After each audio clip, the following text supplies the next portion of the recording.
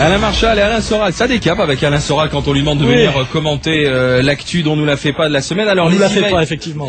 Surtout à vous. Sur certains sujets. Alors Jean-Louis dit en quoi l'Europe a un rapport si profond avec la Palestine qui nécessite de créer une liste Europe-Palestine. On n'a pas assez de problèmes comme ça. Réaction sur Internet.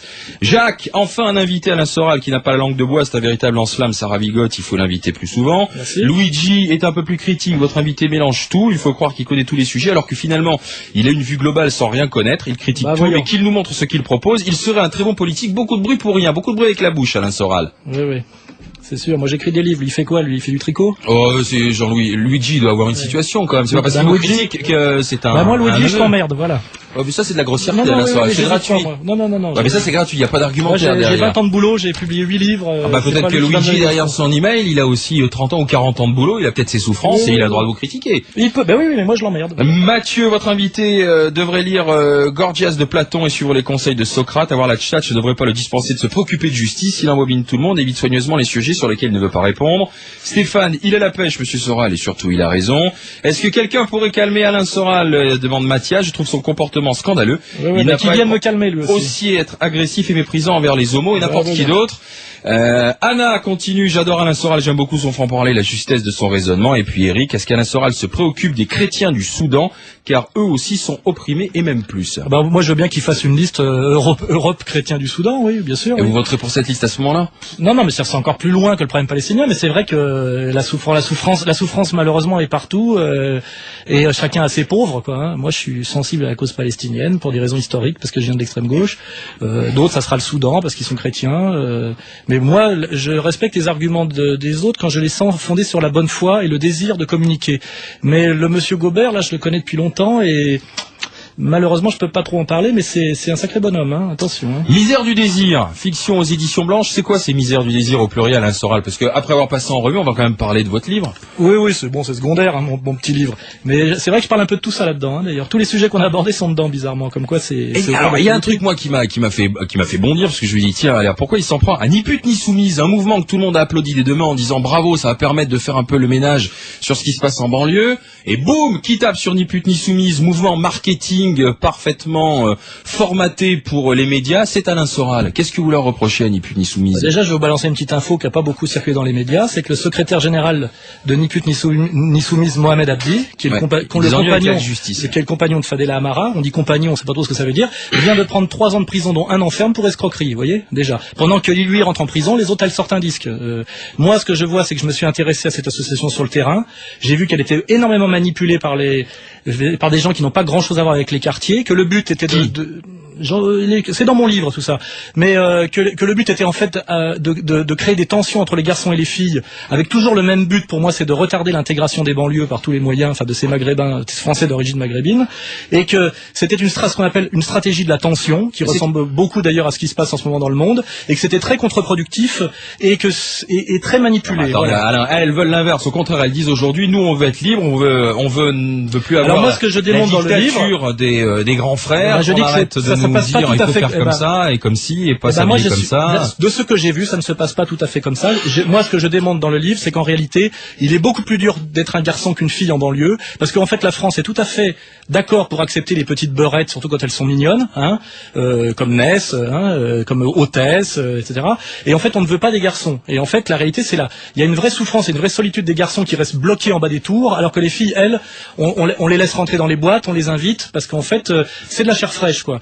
Et en fait, je dis pas que il n'y a pas de problème entre les garçons et les filles en banlieue. Je ne dis pas que il n'y a pas un petit conflit de mœurs entre des sociétés patriarcales traditionnelles issues du Maghreb et nos sociétés néo-matriarcales, pancapitalistes, fusionnelles, etc. Ça, c'est un autre aspect. Mais j'essaye de rééquilibrer un peu le débat et de voir qu'aujourd'hui, on nous a montré pendant 20 ans que c'était à cause des vilains colons français que les immigrés se sentaient pas bien. Il y avait une espèce de communication à la touche pas à mon pote, qui était instrumentalisée d'ailleurs par le Parti socialiste. Et les mêmes qui nous ont dit touche pas à mon pote pendant 20 ans, aujourd'hui nous disent vous pouvez y aller, les toucher et même violemment, parce que ce sont tous de vilains islamistes violeurs. Alors d'abord, ça s'appelle de la caricature. Non, mais c'est le but.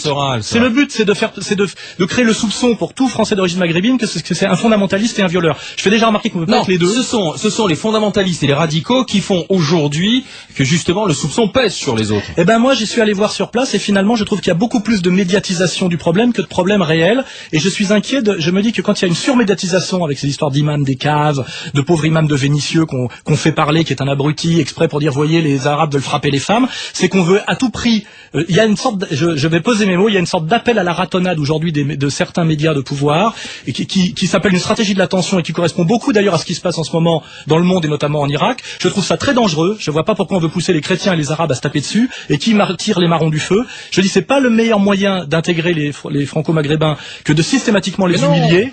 Et je pense que la seule solution c'est qu'ils accèdent enfin à la classe moyenne et qu'il y ait des réussites sociales et qu'on montre un peu les Français d'origine maghrébine de banlieue qui ont bac+5, qui sont avocats, qui sont médecins, qui sont beaucoup discriminés à l'embauche et qui sont beaucoup recalés au concours administratif.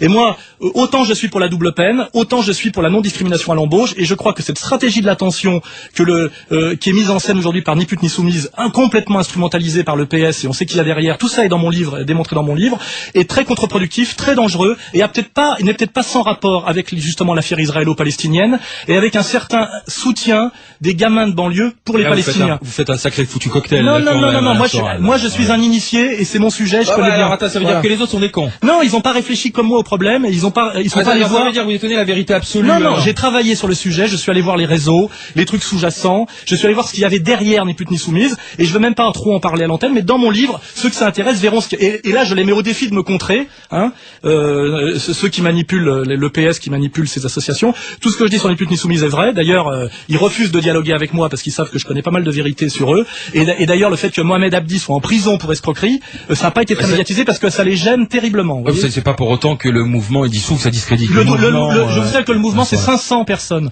Il y a 2 millions je crois, de filles d'origine immigrée en France, et le mouvement Ni Pute Ni Soumise c'est 500 personnes, SOS Racisme 400 personnes. Ces gens-là ne représentent qu'eux-mêmes. Voilà. Françoise, bonjour. Oui, bonjour. Françoise, elle a appelé au 32-16 parce qu'elle voulait vous parler. Il nous reste encore 3-4 minutes. Elle est avocate. Je pourrais parler sport un peu après dans les Alpes-Maritimes. C'est pour ça que Jean Restegui vient d'arriver. Alain Soral exécrable pour vous, Françoise. Absolument. J'aime beaucoup votre radio et je l'aime pour son ouverture d'esprit, pour le fait qu'elle donne la parole à tout le monde. Mais sauf à moi. Soral, écoutez, moi j'ai l'habitude de respecter, professionnellement j'ai l'habitude de débattre avec pas mal de gens. Je vous trouve, vous êtes tout ce que j'exècre, c'est-à-dire vous êtes intolérant. Vous ne beaucoup d'ennemis, beaucoup d'honneur, madame. Vous ne laissez pas parler vos interlocuteurs. Vous avez été extrêmement désagréable avec la personne homosexuelle à laquelle vous n'avez pas laissé, et là vous êtes encore en train de m'interrompre. Oh, oui. Naturellement, je n'accepte absolument pas, et je suis entièrement en désaccord avec vous sur ce que vous avez dit sur le problème palestinien, parce que je pense que vous essayez de manier des concepts auxquels vous ne comprenez rien. Bien sûr, madame, vous allez me donner des leçons de concepts. Vous êtes une caricature de l'extrême gauche, comme vous l'a dit l'animateur qui vous venez d'où, madame, vous? Je sais pas. Je suis dans les Alpes-Maritimes. Vous mélangez tout, vous maniez des concepts, à mon avis, auxquels vous ne comprenez rien. Vous ne servez certainement pas l'extrême gauche qui a probablement ses mérites, et je ne vois rien d'intéressant. Et vous servez qui, madame? Excusez-moi, mais... Je ne vois personnellement rien d'intéressant dans tout ce que vous nous avez dit. Donc c'est pas la peine, Françoise, c'est Alain Marchal. Éteignez le poste et allez faire autre chose. François, c'est Alain Marchal. C'est pas la peine que je vous envoie le livre d'Alain Soral, alors. Absolument pas, mais c'est dommage. Il se vend très bien, madame, hein. Françoise. Et c'est pas les médias qui m'ont fait de la pub, hein. Merci, Alain Soral. On savait en invitant Alain Soral, de toute façon, c'était pour ça qu'il était là aussi, hein, pour permettre... Oui, moi je vous dis beaucoup d'ennemis, beaucoup d'honneur, hein. Alain Soral, on va parler sport. Je savais pas que vous faisiez de la boxe, vous entraîniez un club de boxe. Je suis instructeur fédéral depuis cette année, donc je co-entraîne à l'Aviron Bayonnais, et là nous organisons le gala du centenaire de l'Aviron Bayonnais. Donc je profite de cette présence dans les médias pour dire que salle Loga à Bayonne à 20h30 samedi, il y a un gala de boxe organisé par moi et mes camarades avec des combats professionnels, amateurs, même féminins, et je vous dis, venez nombreux vous qui êtes dans la région, salle Loga à 20h30 samedi soir, ce samedi, c'est-à-dire demain, voir le gala du centenaire de l'Aviron Bayonnais. Bon, ça va, samedi soir vous serez pas en concurrence avec l'Aviron Bayonnais rugby ou avec l'Aviron Bayonnais football? Jean Restegui, monsieur Alain Soral, monsieur foot, monsieur sport, Jean Restegui. Alors remarquez, vous avez entendu le ton d'Alain Soral. Il a du caractère et en plus il fait de la boxe, ça doit déménager quand même. Il vaut mieux. Je suis un peu obligé parce que moi je suis un peu menacé physiquement souvent. Oui, je suis un peu obligé de me défendre, oui, parce que j'ai des puissants ennemis, croyez-moi. Bon, Alain Soral, c'était sympa d'être passé quand même nous voir. Le foot. J'étais très content d'être là. Le foot, bravo Marseille, bravo Monaco, Alain Soral. Énorme, oui, très bien, oui. Et ils ont des chances de l'emporter, avec des budgets 6 fois inférieurs au club en face, ça c'est une belle leçon populaire. Oui. Quoique le budget monégasque, il est quand même pas mal. Non, mais quand ils ont sorti le Real, yes, c'est vrai. Hein, c'était beau. Alors au menu de l'Arc et Foot, mon cher Jean Restegui, on va revenir sur bien évidemment l'Olympique de Marseille. Hier on a parlé de Monaco, ce soir c'est l'Olympique de Marseille. On sera en ligne avec Pape Diouf, le nouveau directeur sportif, manager général. Laurent Baclès, un des héros de la soirée, celui qui a passé ce fameux ballon sur le coup franc pour le deuxième but de Didier Drogba. On parlera des Verts parce que ce soir il y a Niort Saint-Etienne. Il venait de rentrer, très bon coaching. Hein. Exactement. Et Saint-Etienne peut être avec un match nul ce soir face à Niort, d'ores et déjà en Ligue 1. Et puis on reviendra sur l'étranger avec l'Espagne et Fred Hermel sera en ligne avec nous pour nous parler de Beckham qui apparemment va quitter le Real pour peut-être aller soit à Arsenal soit à Chelsea. On sera avec Philippe Auclair pour parler de Manchester-Chelsea, le 32-16, rmcinfo.fr. Vous avez l'habitude, c'est l'Arc et Foot avec Jean-Michel entre 18h et 19h. Et Alain Soral, c'est Misère du désir aux éditions Blanches. Merci monsieur Soral. Vous n'êtes pas obligé de l'acheter et l'avantage d'un livre, c'est que si vous le laissez fermer dans un coin, il fait pas de bruit. Hein. Et c'est pas comme moi. Bon retour au Pays Basque. Bonsoir, à lundi.